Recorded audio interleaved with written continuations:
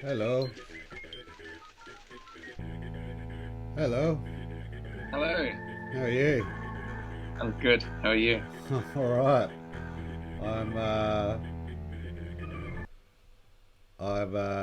I'm maxing out my computer at the moment. I've got so many things streaming and audio going every which way. It's like taking I an old expect nothing less from you, Mick. it's like taking an old Holden out on the Nullarbor plain and just thrashing it. Is that where your background is from? I've certainly had a few days where I've yeah, taken an old beat out car in the bush. I got to admit. All right. I am. Thanks for joining me. All No right. worries. I better go. I am live, but I haven't switched on, so I better do that. Um. All right. There we go. I don't know whether you're watching this as well. Can you see what I'm broadcasting? I can't. You're I not. can just see your face Oh, in the that's background. okay. So you don't know what I'm doing to you in the broadcast.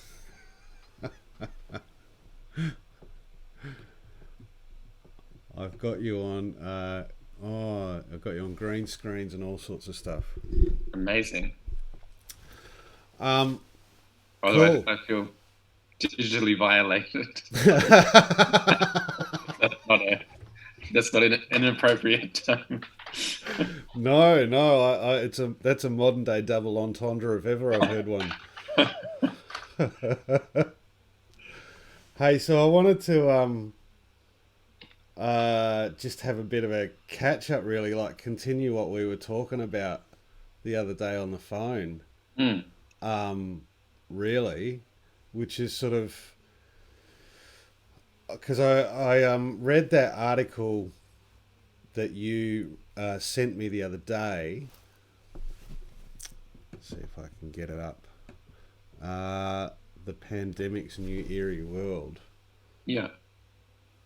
And you were talking about, because I was talking to my supervisor yesterday about the last 4 weeks of the nature of what's going on with COVID and web theatre has been epic. I mean, personally, I've gone from um, sitting in my little room squirreling away as an outlier to intense interest to everyone figuring out how to do it yourself to now you're just one of the crowd. And you've written in this article, and there was another article that came out, I think it was in the New York Times. I could tried to find it before we met up, but I can't find it again. And they were writing something similar about this sort of urgency to get online, but there's like a hollowness to it. Hmm. Um, yeah, so I wanted to probe your brain a little bit more about what you meant by that, like what you've observed by that, how you've observed it. I mean, I think what I've seen is a sort of a real confusion of intent behind a lot of these digital initiatives that we're seeing now. Yeah, Like I feel like a lot of it is kind of uh, it's PR more than it's art. I think.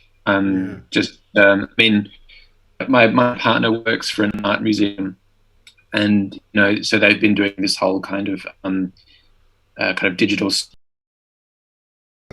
It's really strange that they're having to, like, I think in the midst of a crisis, having to work out how to survive that crisis from within it is a really odd position to be in. Do you know what I mean? It's sort of like yeah, we should have had this kind of learning and infrastructure in place before it happened.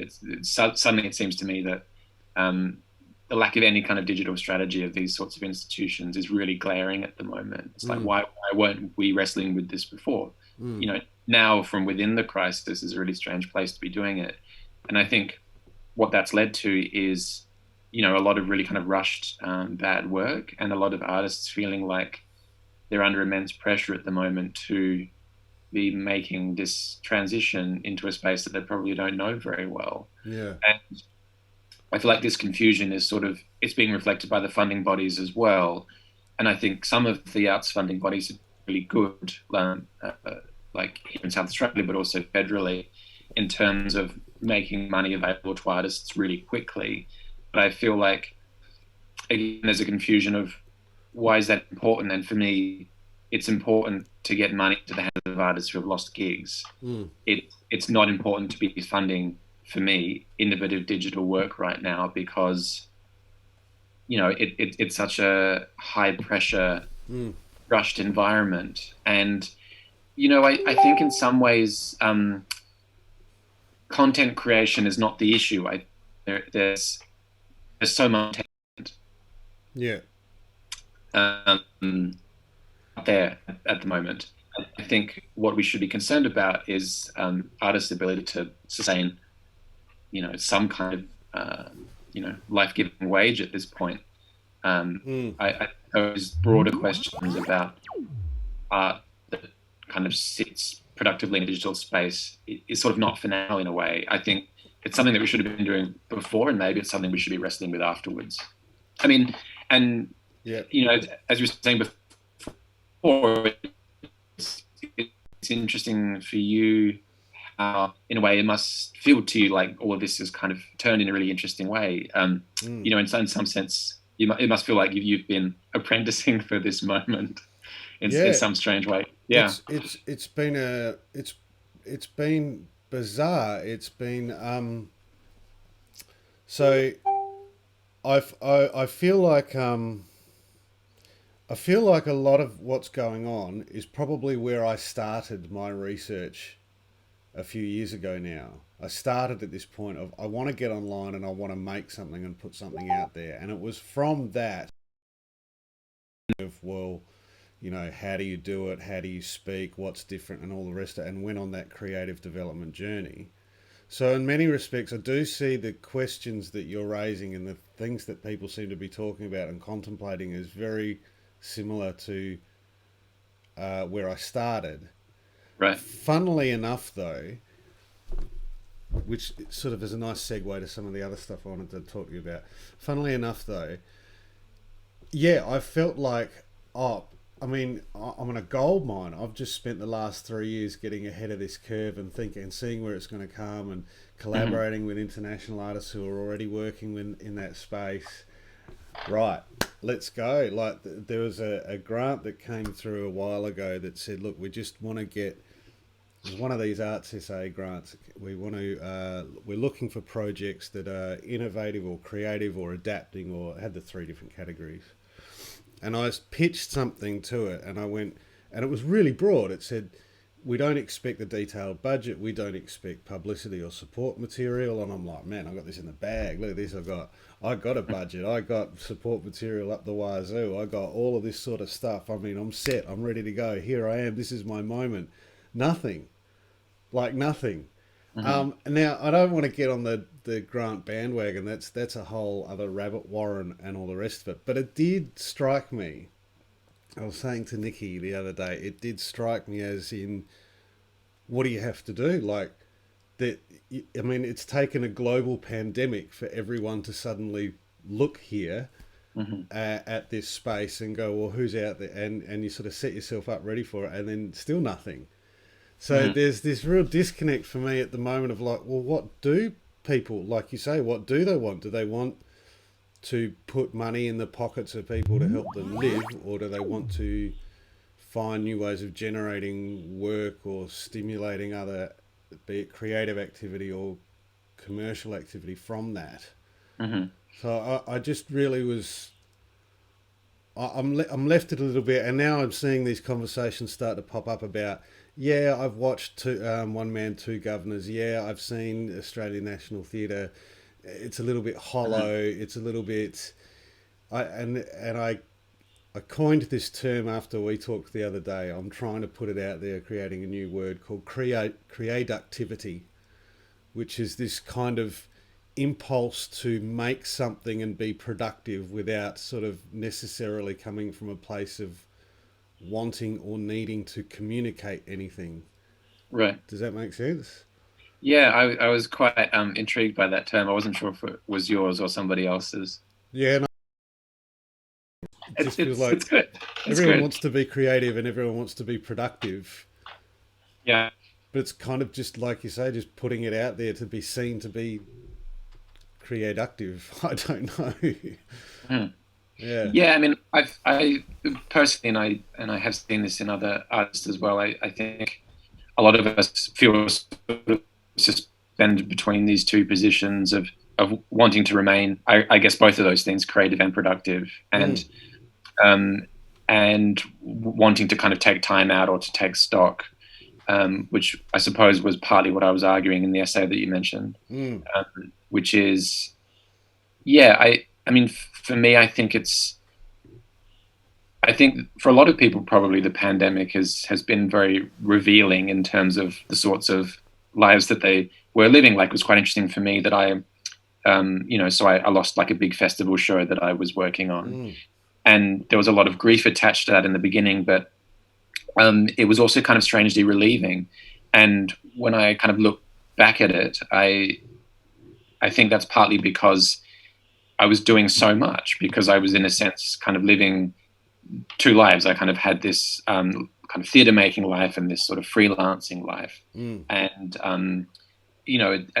at the end of last year, my mental health, I think, was really bad. And I think because I was not effectively kind of managing those two things. And so it's interesting how now the physical distancing has kind of exposed the unsustainability of that life, I think. And as I say, I think artists are not quite sure in some ways how to proceed at this point, whether they kind of want to sort of hunker down or kind of keep making stuff. I think as artists, and particularly as sort of the citizen consumers that we all are now in like capitalism, we're deeply conditioned, I think, to be making stuff all the time and to be monetizing our time constantly, our labor.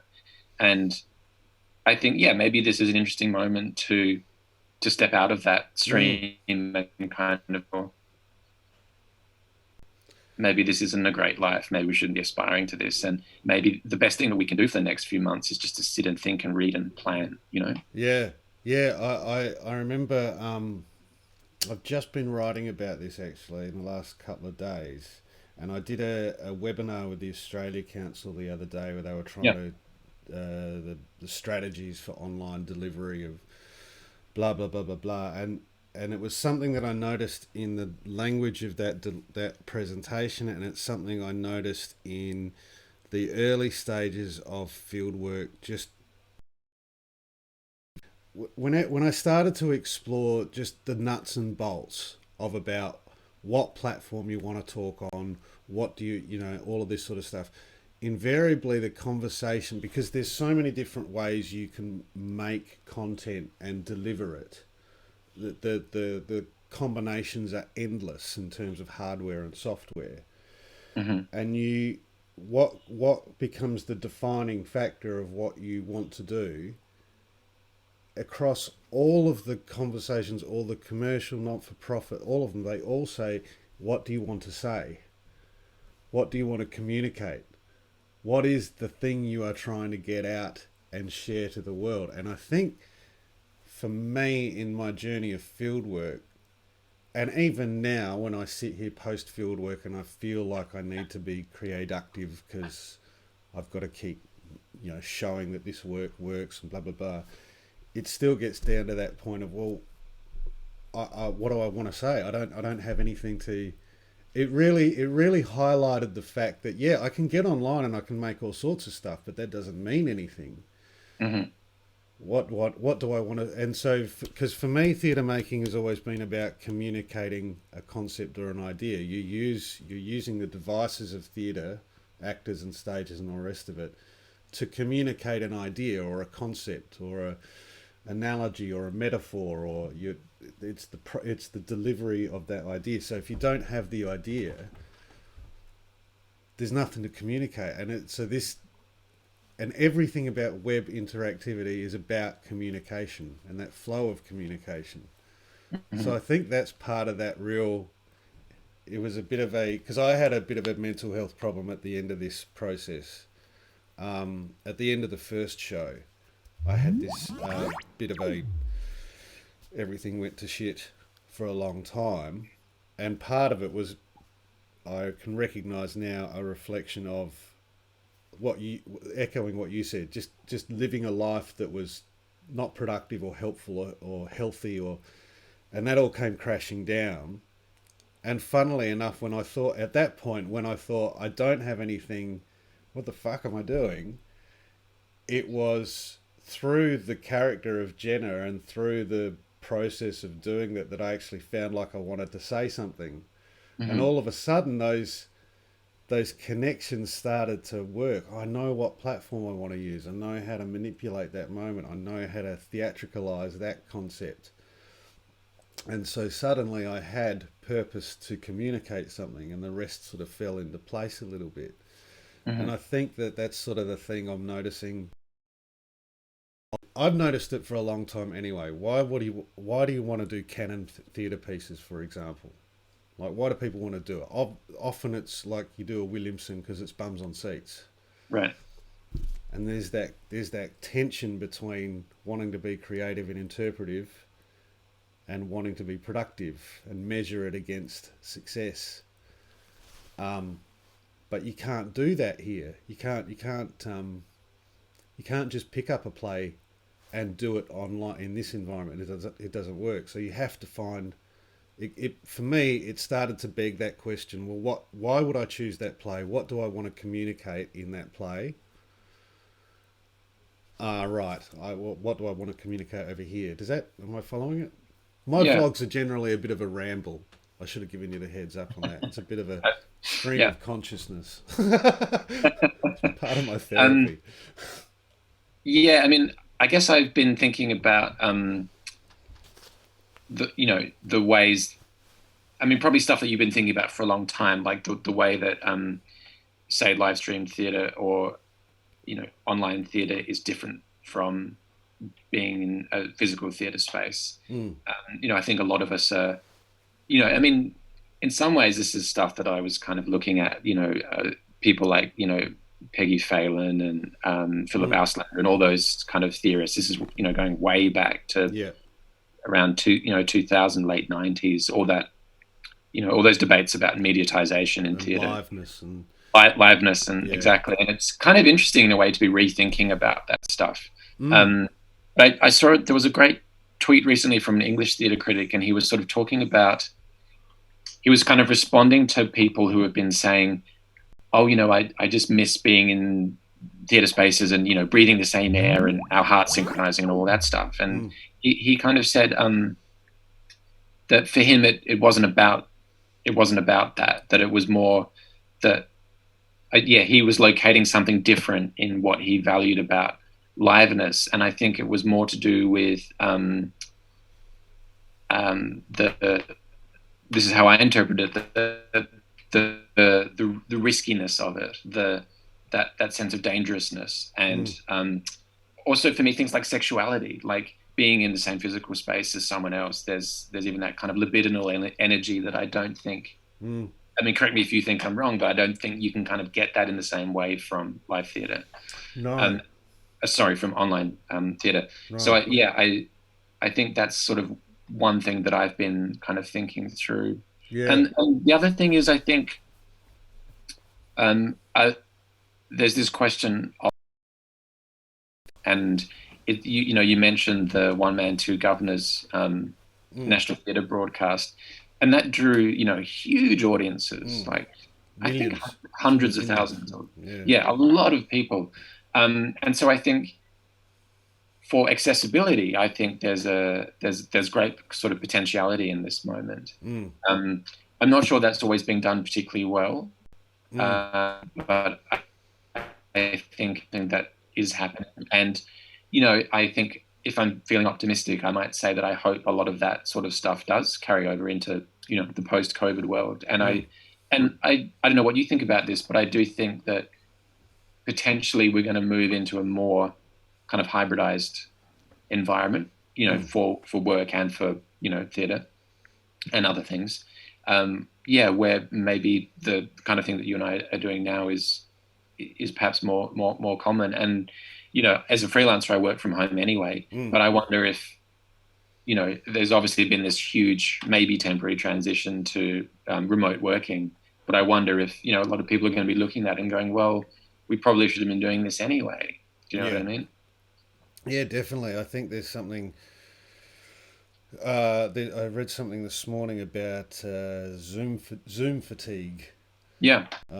Just the idea, and I've experienced it when I've had to teach like a day of classes, and it's just the idea that, I mean, even when you're at uni, you literally move from one classroom to another, but when you're teaching from home, you just spend 6 hours sitting in this chair looking at the screen, and it's Mm-hmm. it's kind of just moving from one room to another Mm-hmm. is a thing. Yeah. And I think that's what I realized early. I realized that you can't. There's no point in trying to replicate, like you said, that visceral experience of being in a room with hundreds of other people, or even a few people if it's intimate. Or there's nothing that you can't. And this is where I started to go, well, you can't replicate that. You just can't replicate that, Mm-hmm. because the entire relationship between two human beings mediated in this space is is is almost like another universe. It's a parallel dimension, because there's almost, apart from seeing a visual representation of each other and hearing an audio signal of each other, that's it. There's no other aspect to this environment at all. Your sense of well-being, or who you are, is kind of determined by where you are in your house. Like with me at the moment, and I'm hearing about the other noises in my house and the kids upstairs, and Mm-hmm. so my experience is this is why you can't have a digital experience like one man, two governors in that conventional sense, because every one individual is Mm-hmm. physically living in a space that is different to everyone else. And that, it could be morning, it could be night, someone could be watching this at 3 o'clock in the morning and can't sleep. That impacts their experience of what they're viewing and how they're participating. Yeah, to me, um, it's almost like the difference between a documentary and a film. Mm, Like for me, something uh, like the broadcast model of live theatre that National Theatre does, to me, that's almost like watching a documentary of something rather than a yeah, film, in the sense that it's a record of something, yes. which it perhaps is in, not to take away the artfulness of documentaries, but it's a record of something, Mm. rather than, to me, a fully kind of emotive and engaging experience. Um, Yeah, and it and just yeah. uses it uses the web and the function, well, almost like a postal service. Mm, It's simply a pipeline of hmm content here, pipeline to receiver there. hmm And I think for me I think that's why we're not going to break.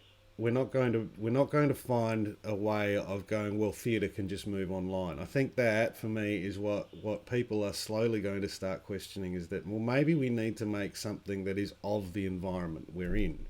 Yeah. So the Twitter plays of Gable in New York, and there was a bit of a movement in the early 2010s in New York, but it kind of faded away. hmm But there are quite a few other companies now and individual artists who are actually trying to use the platform itself and the way people use the platform as the as not only the stage on which they perform, but it's the performance itself. Yeah. That's right. I mean, and I saw a theatre director post something that I thought was really silly. He kind of said, oh, after this, will anyone pay to see live theatre again? Mm. Referring to the fact that there's so much free theatre going online at the moment. And I thought, of course they will, because Mm. because going to what you were saying, the essence of theatre is something that's not replicable Mm. online. It's not like what happened with music, for example. Mm. The process whereby music, essentially became free. Mm. That could only happen with music, because music is just sound waves. Yes. Theatre is considered kind of beast, Yeah. um, as you've been discovering probably. But I was interested in like, where did you get to with your thinking after Bit of This Now and Lunch with Jenna, in terms of,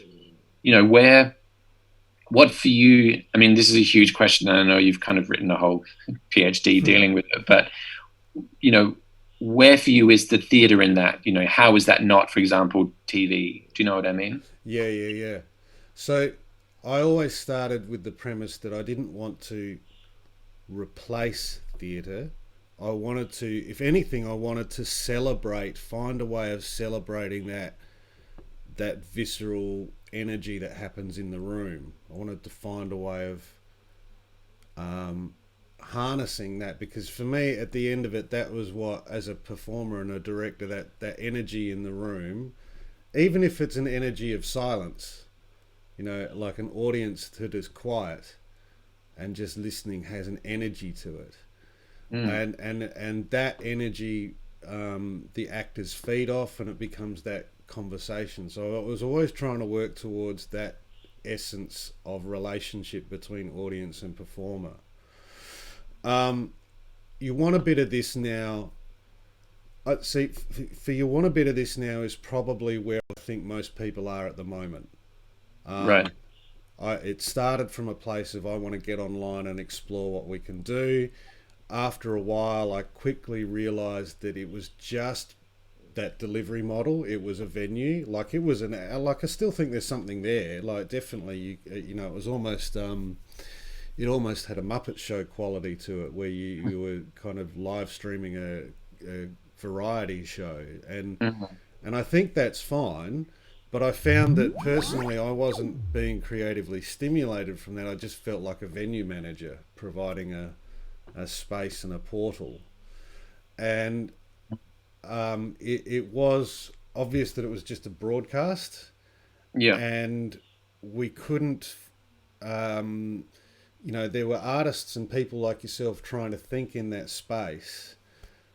But it was just very hard to think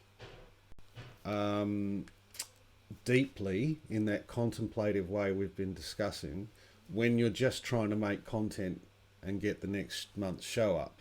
And so that's when I wanted to step back and go, okay, this isn't sort of heading where I was thinking. And Lunch with Jenna, when we started, I started with what I had, which is the tools and the techniques and the methods I knew. Theatre.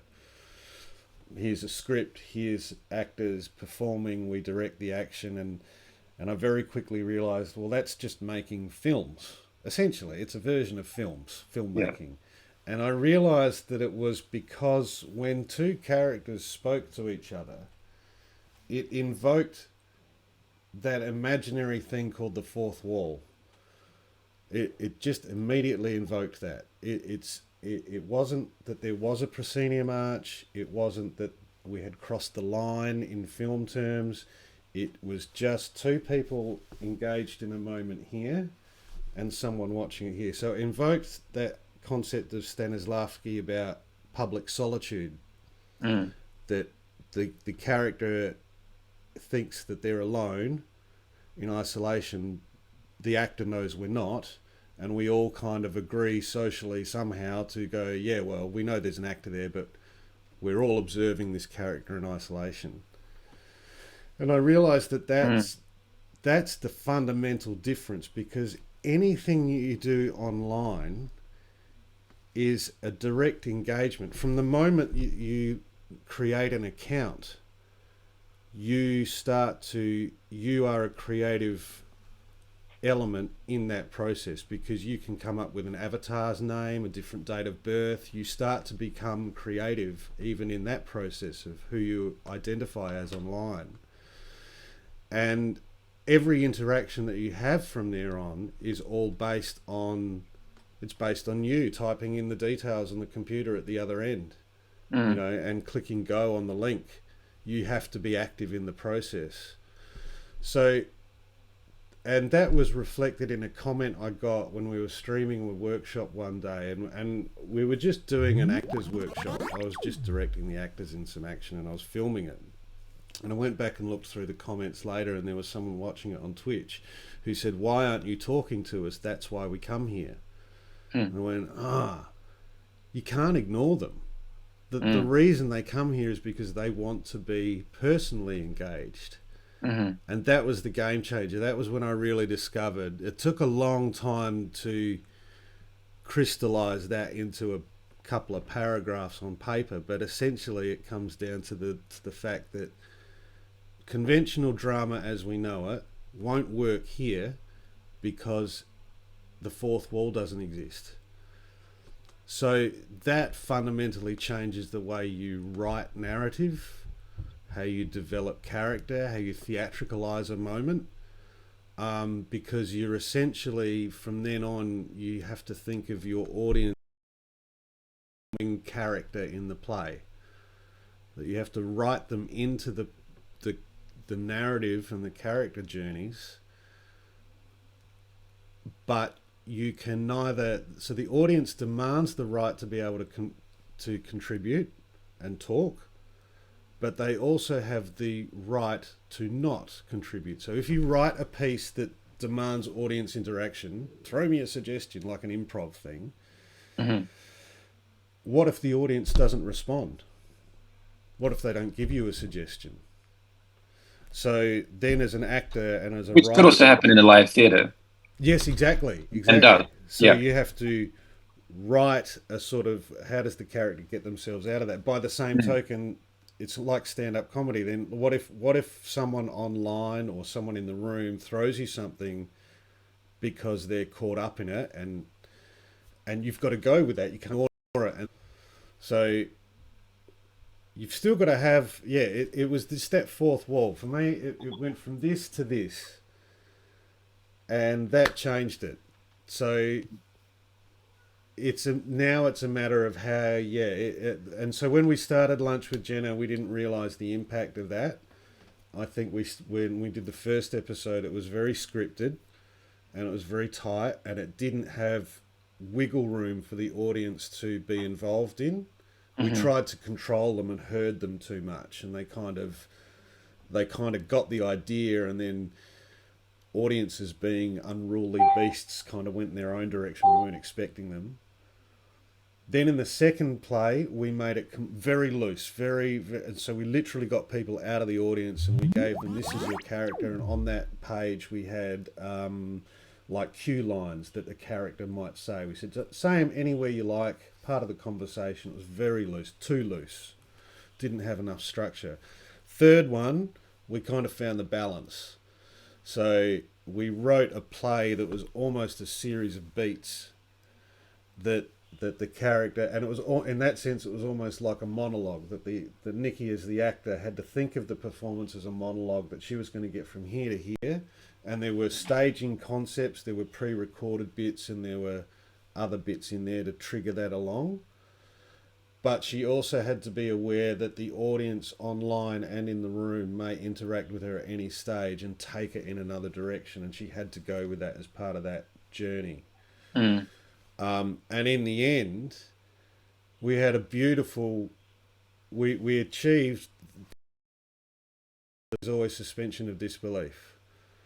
If an audience can suspend that disbelief, even for a moment, then you've got them, because they've gone somewhere else, you know. And there was a point, I had a lot of cues, I had a lot of sound cues, I had pre-recorded vision, I had pre-recorded all sorts of stuff, and I was just sitting here doing all my things. No one in the audience, in the room or online, realised that any of that was pre-recorded. They thought it was all live. They thought they were all live people texting Jenna at the time, talking to her. And in that particular play, one of the people that texts Jenna gets quite aggressive and misogynistic towards her. And that's one of the triggers. And everyone was coming up to me afterwards saying, why did you let that person go online? Why didn't you moderate them and kick them off? So for me, that's when I went, I think we've found the balance now. Like, it's definitely something that's replicatable now. That it was all direct address. Everyone was totally involved in it.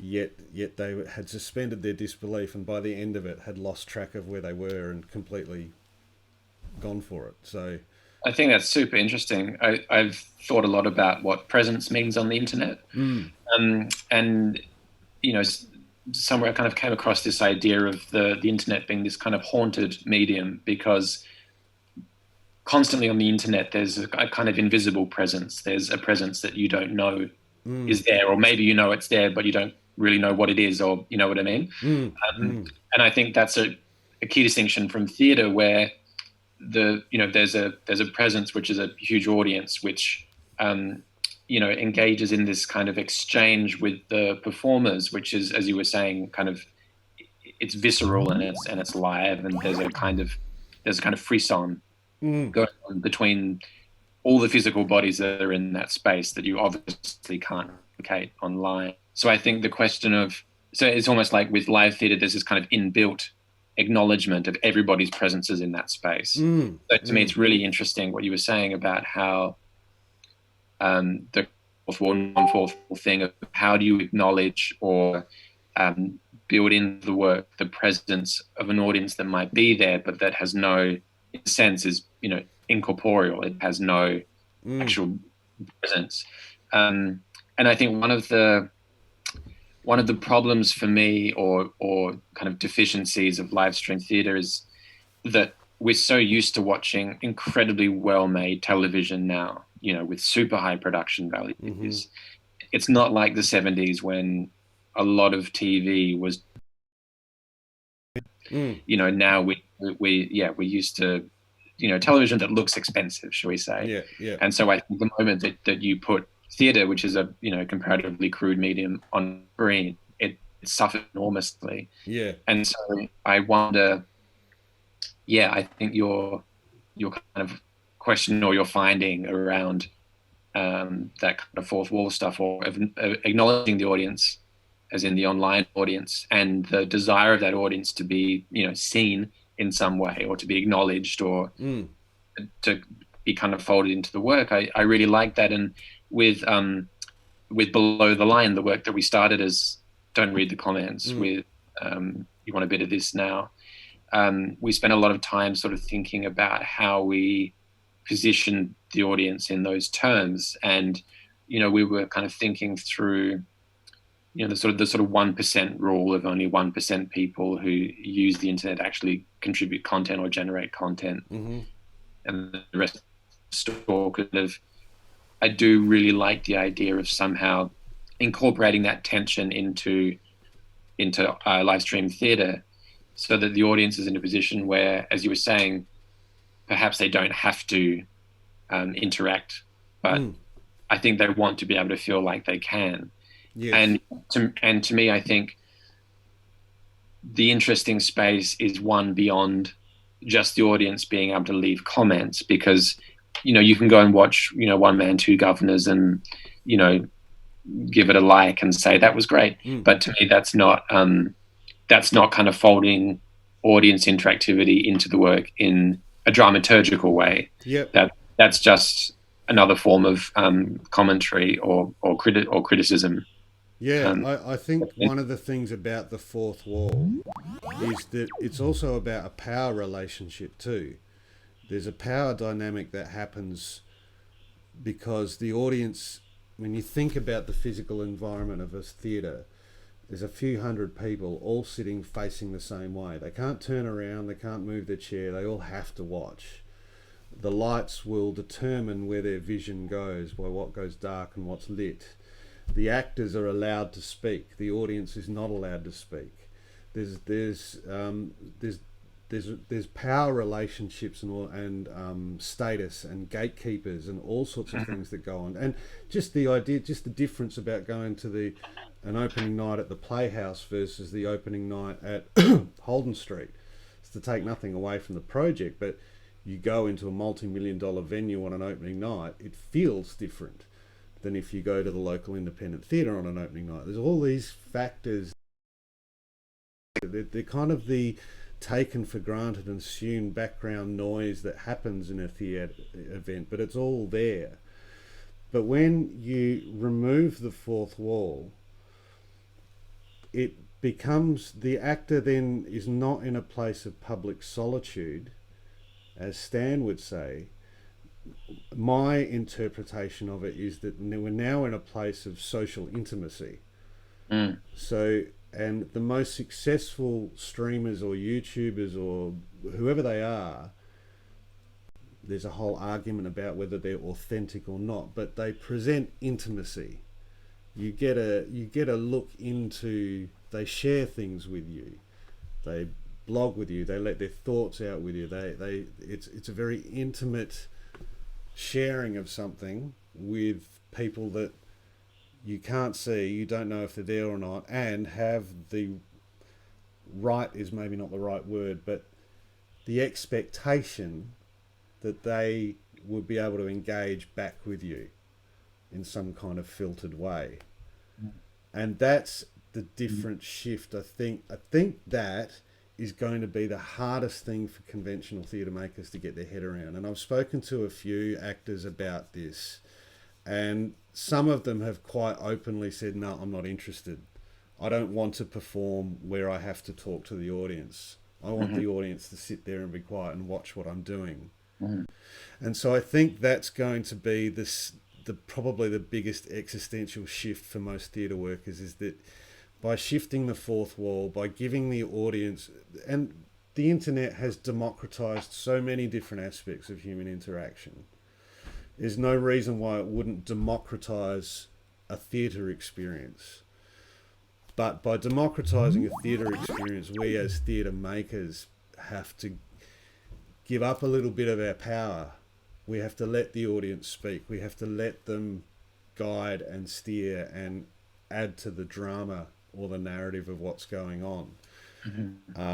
We have to give them that permission to do it, and we have to, because if we don't, that's when we alienate an audience, I've discovered. When you don't give them that choice. I'm curious to know, Mick, if you think that, do you think that this is kind of like just an anomalous period that we'll sort of forget in 6 months once physical distancing is lifted? Or do you feel like something of this moment is going to kind of, filter out into the post-pandemic world? Yeah, it's a really interesting stage at the moment, because it could, in some senses, it could go either way. It kind of depends on how much longer it goes on for, and what, and also what the unfurling, because our industry was the first to get shut down, it will be the last to be opened up again. So we're looking probably at a much longer period of time before we're back to normal. There could be a reaction to it and a response to it, and we all walk away. It could be that because we're looking at another 6 to 12 to 18 months, that people might have that time to contemplate and gestate a new idea. I've always thought that with things like augmented reality and virtual reality technology for the home coming down the pipeline, that the potential to integrate storytelling with those technologies is super exciting. Incredibly exciting. I tend to think of these technologies, are you going to use a Fresnel, or are you going to use a Parcan? Use a virtual reality, or are you going to do a live stream? It's like they're just the tools of the storytelling. But I'm very excited about that technology that's coming down the path. And I think the people who have been developing that sort of technology haven't, how can I put this? They've got the intelligence to think of the technology. There's no question about that. But when it, as we know with so many technologies, often human use and human creativity will manipulate that technology in a way it was never thought it could be used for. And that's where the creative, first instance. Yeah, that's where that creative input comes in. It's like someone takes this piece of technology and does something with it over here, and you go, wow, I never thought it could do that. I never thought Twitter could be a device where you could write a play on. So I don't know. I think we're in a real, like I said, it's in the last month, it's just gone, it's it's gone all over the place. Who knows where we'll be in another month from now, or 6 to 12. But I certainly don't think... I think the genie's out of the bottle. I mean, Yeah. the other thing is that this is a very local conversation that we're all having now. But I've been... Even though there's a very small group of people in the world, there are a group of people in the world and theatre makers who have been exploring these platforms and integrations for the last 10 years or so.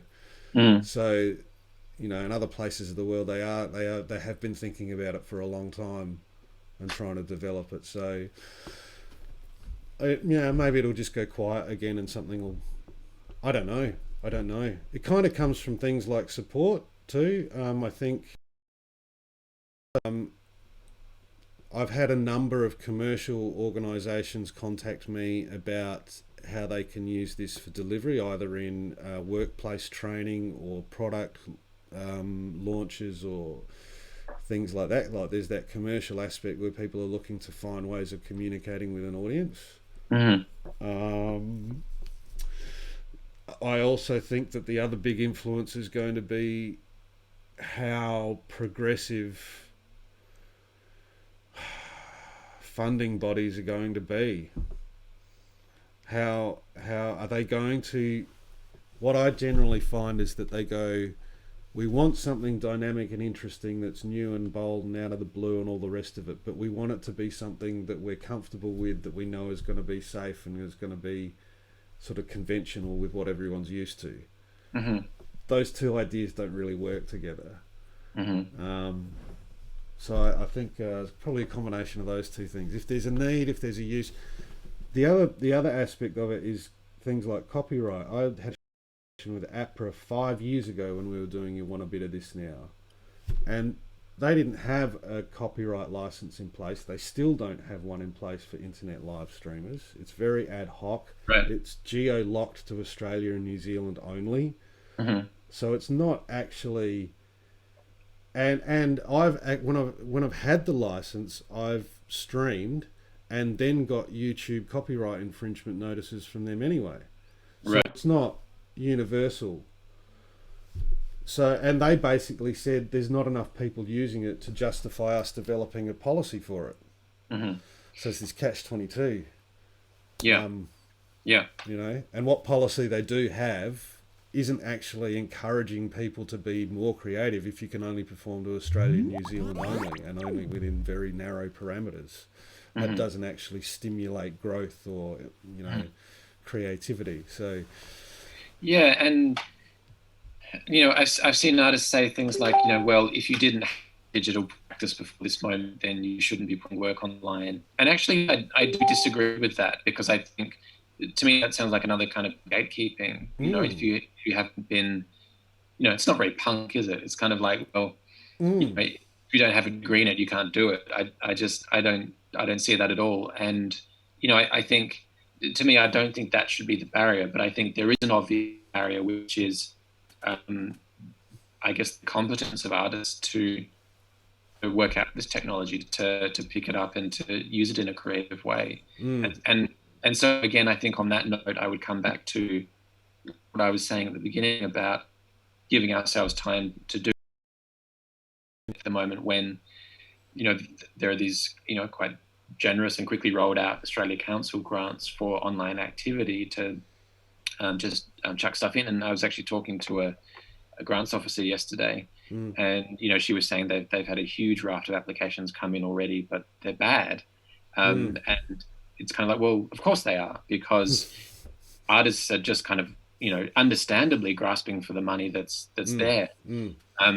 But obviously not kind of thinking through what it means to transition, in some sense, their practice into an online space. And I do feel like that's what we should be doing now, because, as you say, I mean, yes, perhaps this is over in a few weeks, but maybe particularly for the arts and for the live arts in particular, this is going to be more like 6 to 12 months, or, you know, who knows, as you say, who knows. So I think, I think in some sense, yes, we obviously have to work out how we respond to the current moment, but then there is an opportunity, I think, to think about what happens afterwards. And, you know, maybe that's all the more to be using this time as a space for sort of play and experimentation, I think that's without expectation of outcomes.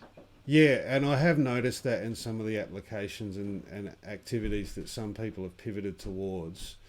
I still find though, I personally I find there's a bit of a disconnect. I don't know whether you found this because you've worked in university and stuff as well, but there's a disconnect between practice-led research and research-led practice.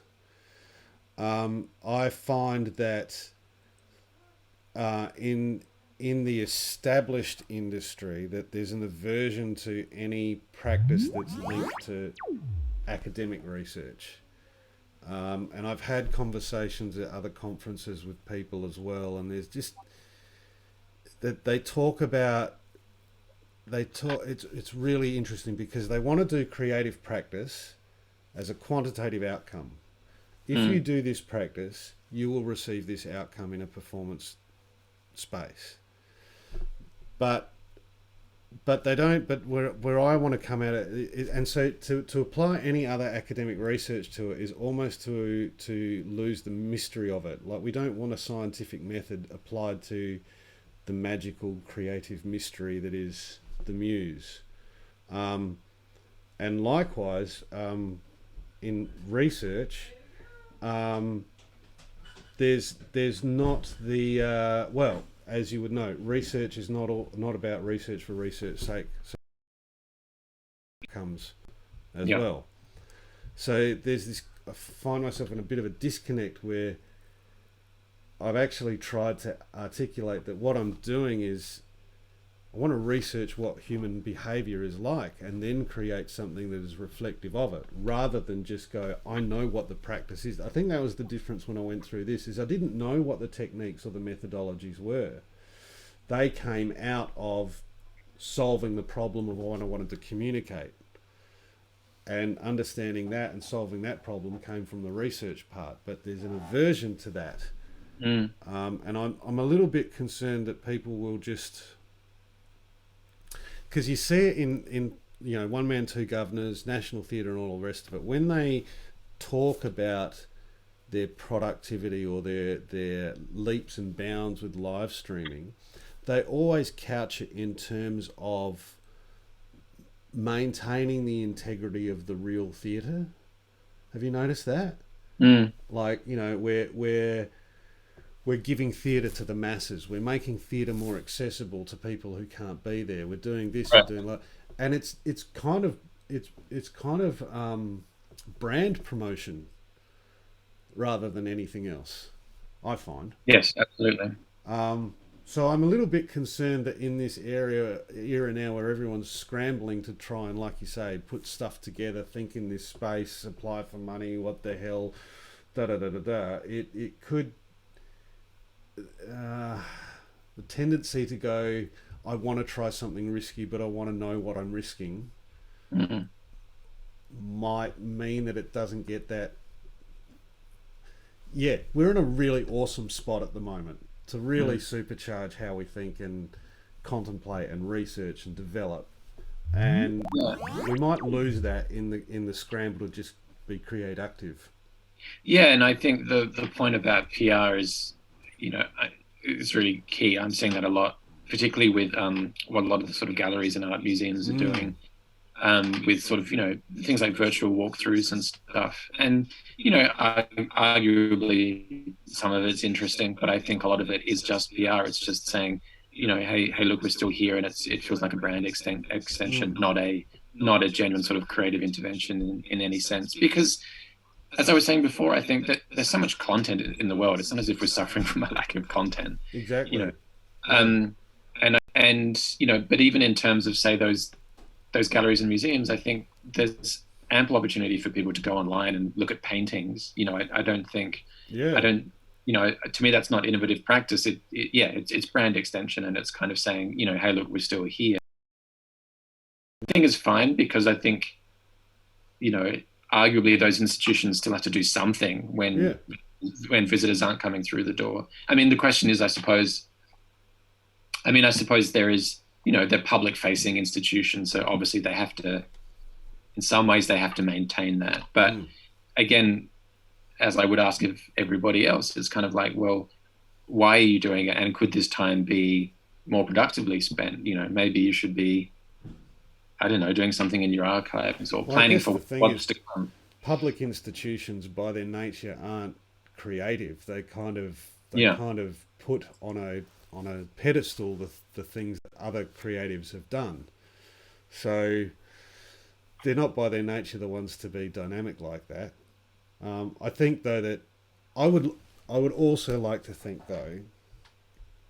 See, my early drama teachers, one was an apartheid anarchist in South Africa, and one of them was part of the formation of Australian theatre with Jack Hibbert and all the rest of it at La Mama. And both of those, who were really key teachers, came from a place where theatre was important. Like it had to communicate something. In the 70s, it was the Australian identity and breaking away from imperialism.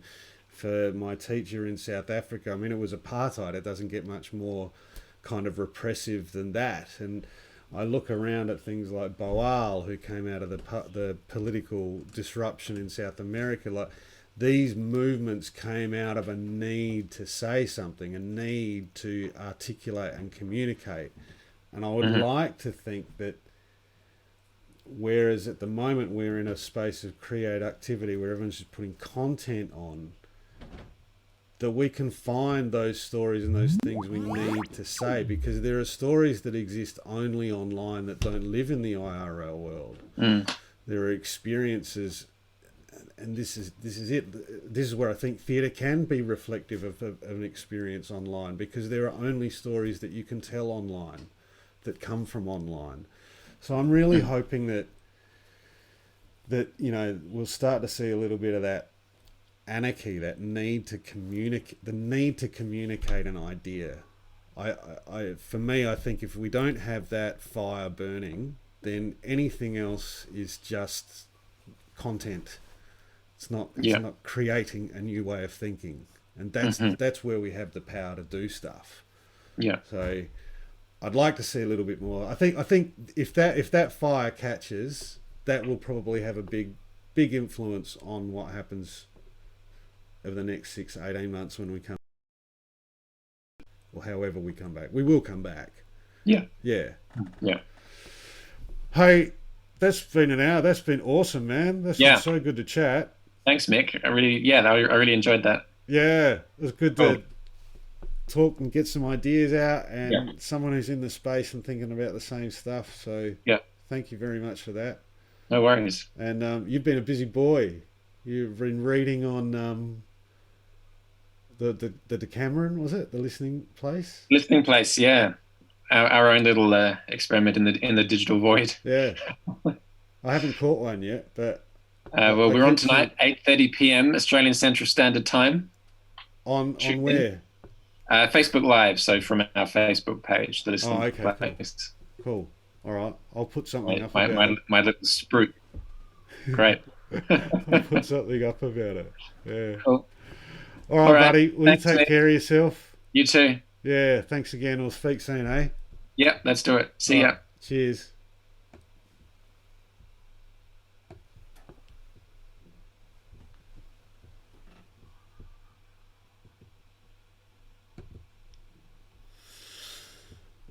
That was Ben Brooker, everyone. That was Ben Brooker. Next show will be May 8th, 9:30, Australian Central Standard Time. Join us on webtheatre radio, FM. FM? Yeah, really good conversation today. Thank you very much, Ben. I've been putting up Ben's stuff all over the background today, so hopefully you call that. Go check him out. Great writer, very intelligent man, and good conversation. All right, see you on May the 8th, people. Love you long time.